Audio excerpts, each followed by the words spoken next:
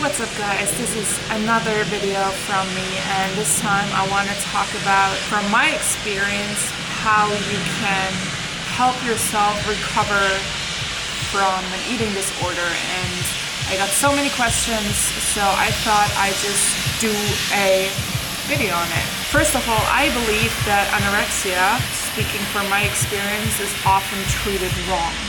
And a little disclaimer here, I am not a doctor, but since I experienced it and went through, I believe I can say a little bit about it. So I think there's too much focus on body and body weight than psychological aspects. Yes, I do think it is correct to focus on the body and body weight if the person has a life-threatening low weight. But other than that, the concept of treatment should focus on totally different things. Like I said before, I believe that severe weight loss and low weight is just a symptom of a mental illness. But treating symptoms by making the sufferers gain weight will not cure the real pain they're going through, which is up here.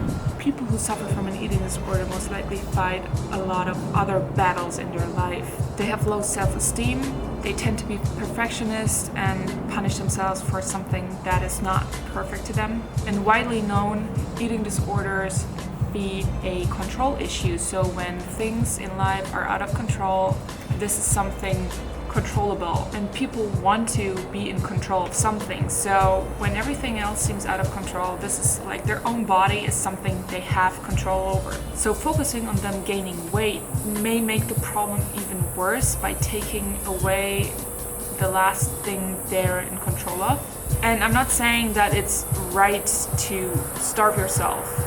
What people do with an eating disorder is absolutely self-destructive. But I believe that this behavior and self-harm done will correct itself when the real reason for this destructive behavior is treated.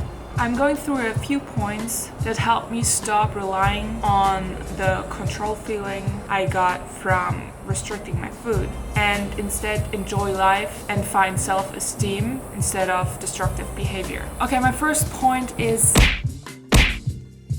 stop caring about what other people say or think about you. Nowadays, people tend to worry so much about what other people have to say about them or what other people think about them. And to respond to this, people try to please everyone in any way possible. My question for you is why? There's an old phrase I like to quote which says, "Those who mind don't matter and those who matter don't mind."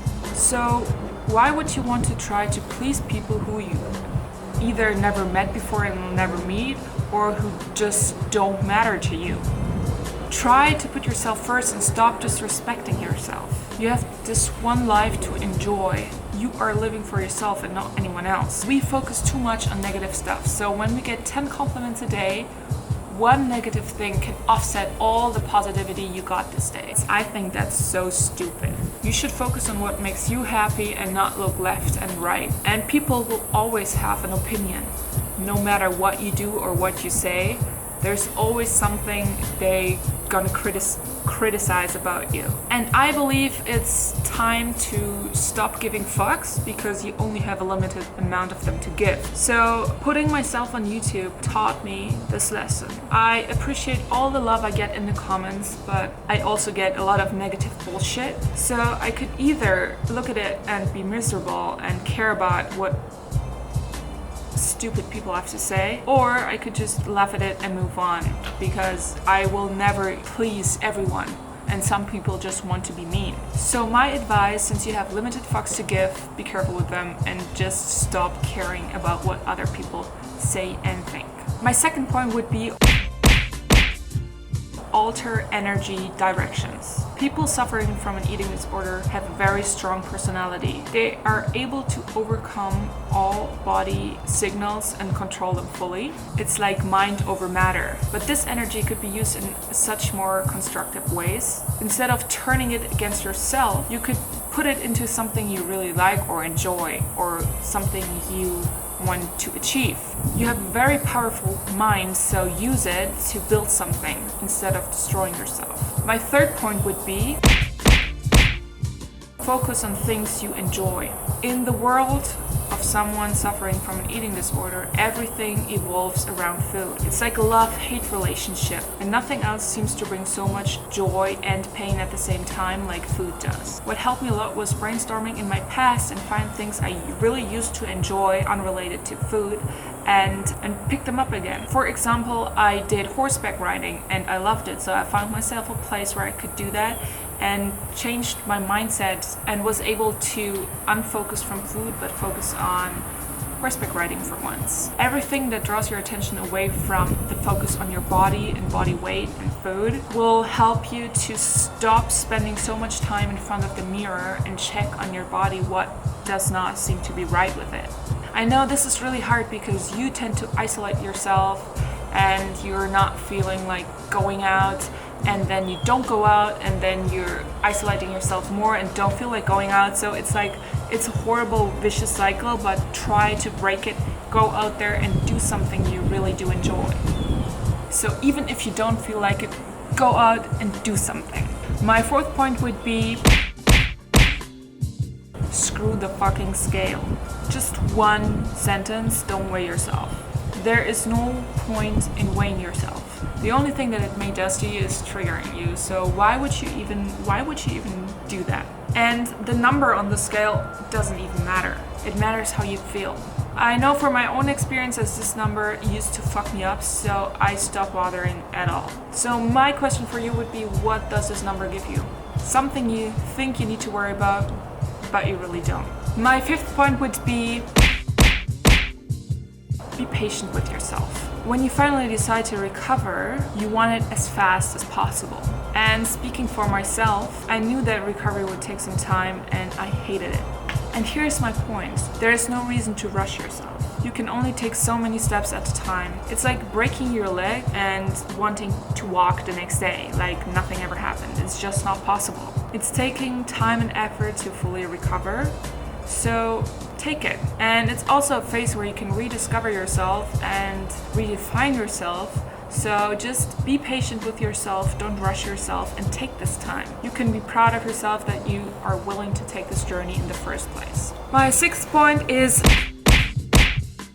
self-love. And yes, that sounds like a bad written article in a magazine, but it's going to be different, I promise. I just want to ask you, why would you want to hate yourself? For what reason? You're trying hard and you're trying to find your place between 7 billion other people, so there is no reason to hate yourself. Life is not easy and failure is okay. Important is that you separate your self-worth from things that don't always go right in your life. One important lesson I learned is that there's always going to be failure in life, and it is okay to fail. Own it and move on. Connecting failure with your self-worth is absolutely self-destructive and completely unnecessary. I would be lying if I said that I'm completely over this. I struggle sometimes with it. When I want something and it goes wrong, I feel like my self-esteem lowers. So it is hard to actually be able to separate failure and yourself from it. But once you realize that it's not you that fails, it's just something that went wrong, it is so freeing to your mind. Once emotions are passing and you realize it's just another thing you learned in your life, you can move on, and there's no fucking reason to hate yourself. So just accept and love yourself for what you are, and period. My last point would be challenge yourself. I said this before, but I think it's important to say this again. Try to challenge yourself. I am a person with a huge appetite. Introducing fear foods into my life piece by piece is confusing to me and makes it hard for me to actually keep them in my diet, and it's easier for me to just turn to the safe food. So I decided for myself I need to have a cheat day. A day where I do not have to care about anything. A day where I can say fuck it and enjoy myself. I said this before too, but a piece of chocolate is an insult to my appetite. I also don't think it's a healthy approach for me. because one piece means you have to control yourself. But suffering from an eating disorder means that your whole life is about control anyway. Trying to force someone introducing these fear foods piece by piece means that you just put another control burden in their life and on their shoulders. They have a control issue anyway, so telling them, okay, here's something you have to introduce to your life, which you're anxious about anyway, and then telling them to control it is a huge burden on top of all the other burdens they already face. Having a cheat day may have debatable health effect on your body. Yes, I do agree. I have never found any study regarding this, but let the debates begin. My point is the healthy mindset. So having a cheat day will prove yourself that enjoying yourself from time to time will not do any harm to your body. I could not believe this. I thought I would be waking up 40 pounds heavier the next day. It is absolutely ridiculous, and I knew this, but I didn't believe it. I had all the information I needed to be okay, and my rational thinking was telling me all the right things to do, but it was experience that was missing. You will not believe anyone that it's going to be okay because you feel like they want to deceive you and make you gain weight. You have to prove to yourself that nothing is going to happen, to realize that these people, whoever they might be, were right all the time. I'm not a doctor, it's just I'm speaking from my experience, and I do not recommend this to anyone who might be triggered to purge. I'm just saying that the reason why I'm doing it is to free my mind. Also, having a cheat day is common practice in the bodybuilding world, so saying that having a cheat day is a binge eating disorder is just a sign of lack of education and or research, and is disrespectful to people actually suffering from a binge eating disorder. A cheat day is a day where your mind can rest and you can let go of control and just enjoy yourself without any guilt or negative feelings. It helped me recover up here so much faster, and also I gained a lot of muscle working out in the gym from it than I would have normally with my clean eating. So I hope this was helpful to some of you guys. This is just my opinion.